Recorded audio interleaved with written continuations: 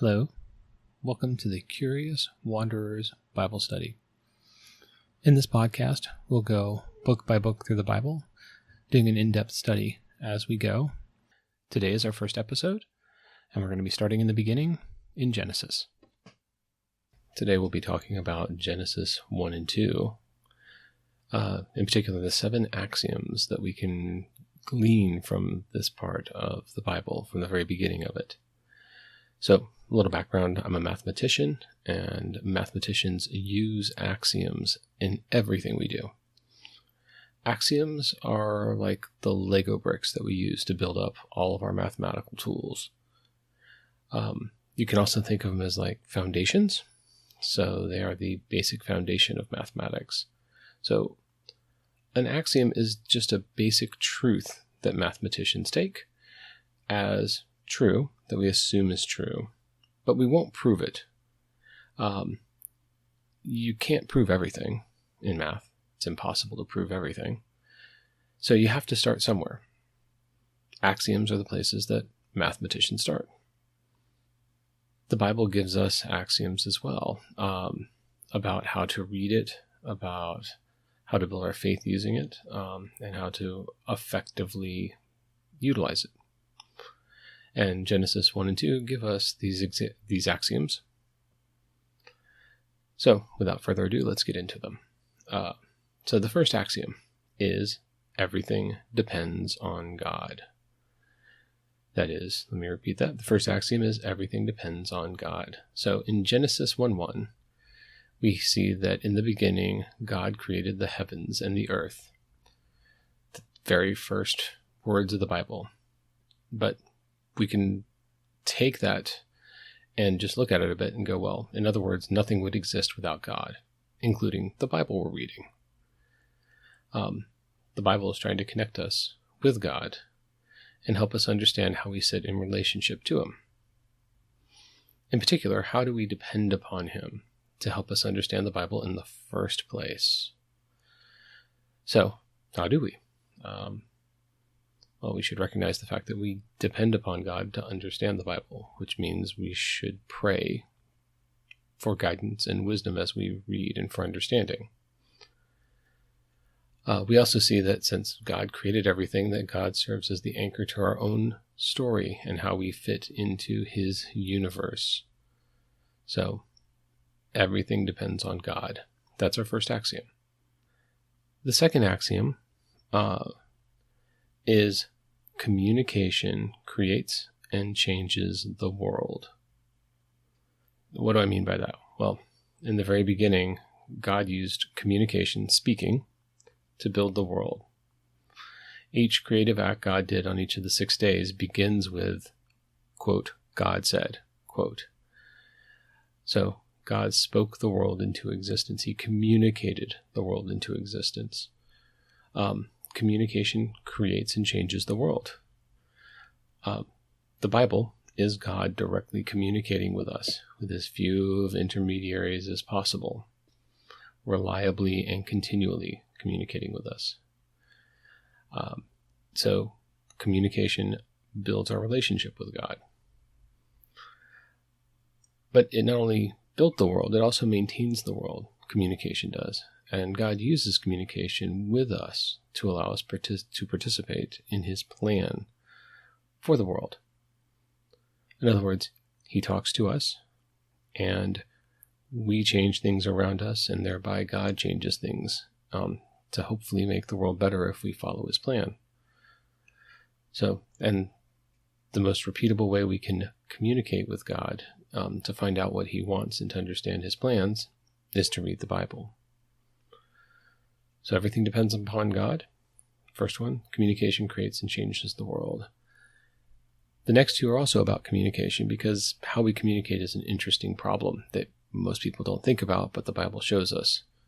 So the third one is communication always requires steps. So God used 7 steps to create the universe, if we count the day of rest.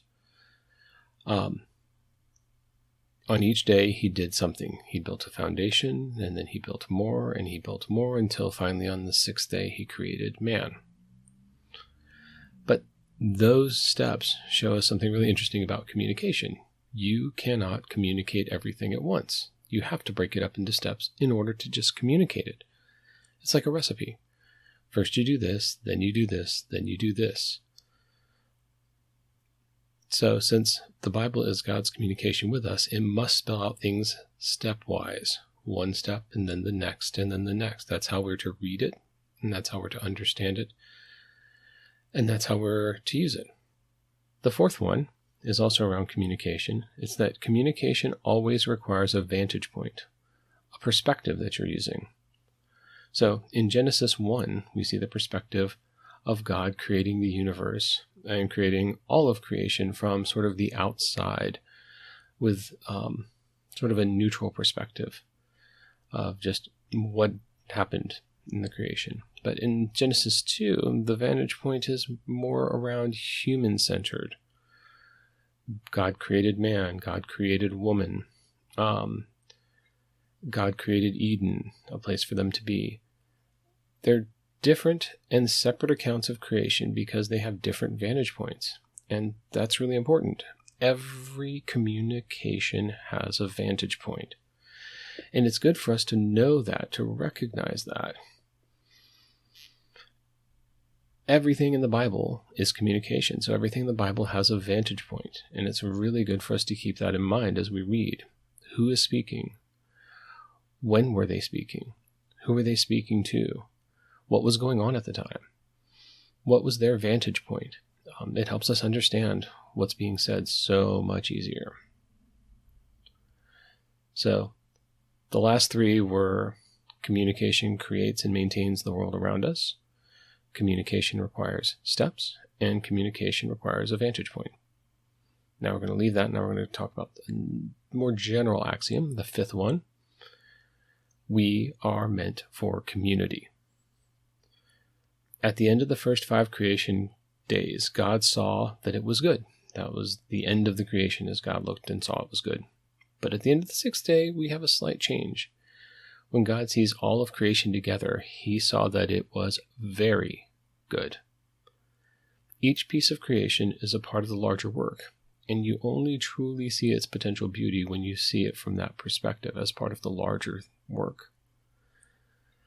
So, how does this help us read the Bible if we're meant for community? Well, we as individuals have beauty and value alone, but we are very good when we are part of our community.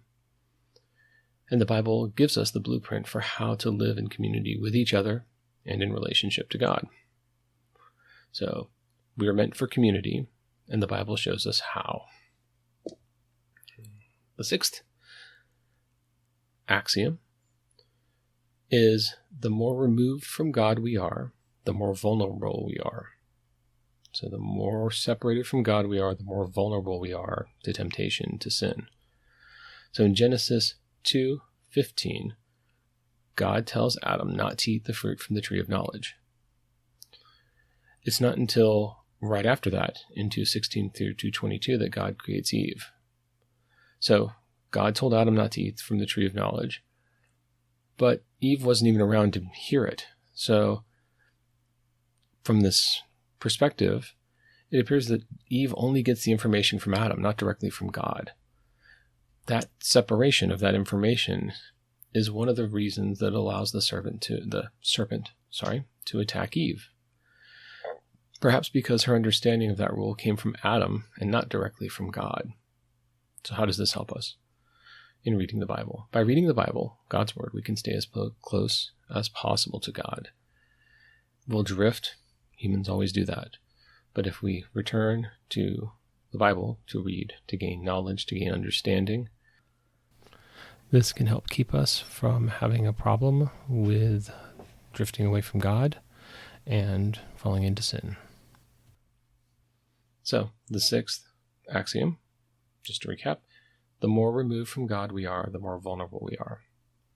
So, this shows us that we need to be staying in contact with the Bible to keep that separation from happening so that we are not led into temptation as easily.